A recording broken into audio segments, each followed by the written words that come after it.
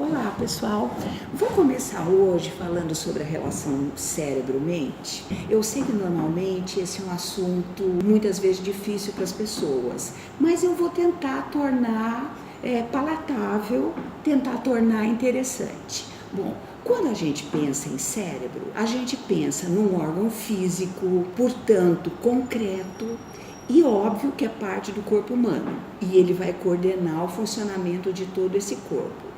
Vocês vão ver na figura adiante que o cérebro tem várias divisões chamados lobos, e são os lobos frontal, parietal, temporal e occipital. Se pensar em cérebro humano, também se sabe que ele tem um funcionamento elétrico. Por exemplo, a gente vê isso no eletroencefalograma. E quando se pensa no funcionamento elétrico, a gente pensa nas ondas cerebrais. Esse cérebro também tem um funcionamento químico, e aí estão presentes os vários neurotransmissores. Hoje em dia, vários programas de TV falam a respeito disso. Então, por exemplo, quando a gente faz exercícios físicos, aumenta a produção de endorfina, que aliás também diminui a dor. Também se ouve muito falar de serotonina e dopamina. A serotonina presente nos processos de humor e bem-estar, a dopamina ligada a prazer.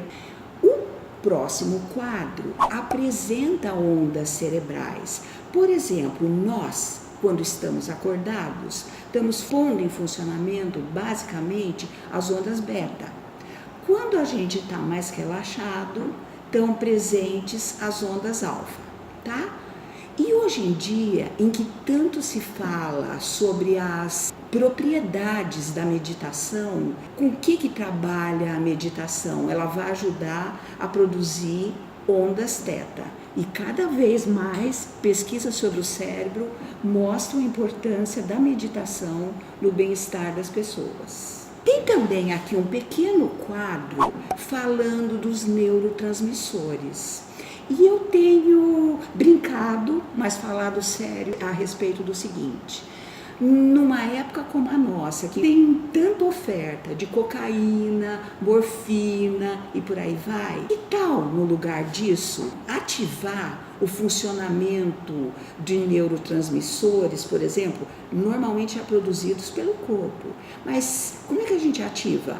Quando a gente faz exercícios físicos, quando a gente faz o que ama, isso ajuda na produção de neurotransmissores. Vamos pensar, por exemplo, no seguinte: quando as pessoas fazem prova ou estão tensas, pensem normalmente o que atrai o paladar das pessoas. Não é o alface calmante, é o chocolate.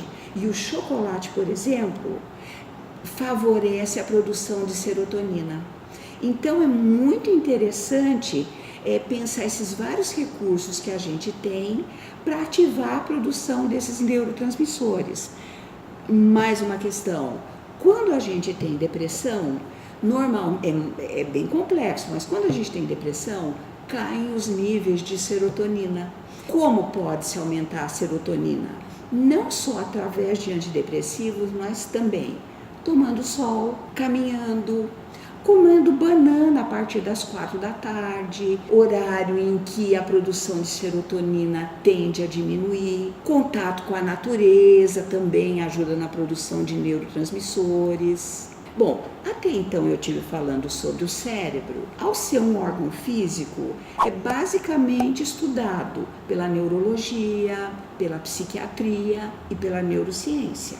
Agora eu vou começar a falar da mente, que é o grande foco da psicologia, e posteriormente eu vou tentar mostrar a relação entre eles. A mente é o foco dos estudos da psicologia, e a base do funcionamento da mente humana é o cérebro, óbvio. Quando a gente pensa a definição de psicologia, a gente diz que é o estudo da mente e dos processos mentais. Quais que são os processos mentais? Percepção. Por exemplo, vocês estão me olhando e a gente olha o mundo. A gente está usando a percepção visual. Aquilo que a gente vê, aquilo que a gente ouve, mexe com a emoção. Emoção é outro processo mental. Também são processos mentais a motivação, a memória, a atenção, a linguagem, tão fundamental para as pessoas se comunicarem. E outras questões também envolvendo processos mentais. Como é que a gente forma vínculos? Como é que a gente escolhe amigos? Como é que a gente escolhe pares amorosos? Que relações sociais a gente busca? E, dentre outros, quais são os processos conscientes e inconscientes que estão presentes em todos nós, nos ligando conosco, com o outro e com o mundo? E nós vamos ver que a psicologia, que estuda os processos mentais, embora esses processos mentais não sejam palpáveis, não sejam concretos, a gente vai ver que eles têm um intenso efeito nas nossas vidas. O dia que você está deprimido, ou o dia que você está muito feliz, o dia que você está cheio de energia, isso tem um intenso impacto nas nossas vidas e isso são processos mentais. A psicologia também vai estar ligada ao nosso mundo subjetivo, aquela maneira única de cada um lidar com o mundo. E também a psicologia vai trabalhar com a nossa história de vida. As várias experiências que a gente passou na vida, por exemplo, a geração da qual a gente vem, se a gente teve pais que ficaram juntos a vida inteira, se a gente teve pais que se separaram, se a gente perdeu algum ente querido, ou seja, o conjunto de experiências que a gente vive constitui a nossa história de vida e isso também é estudado pela psicologia e se refere aos processos mentais.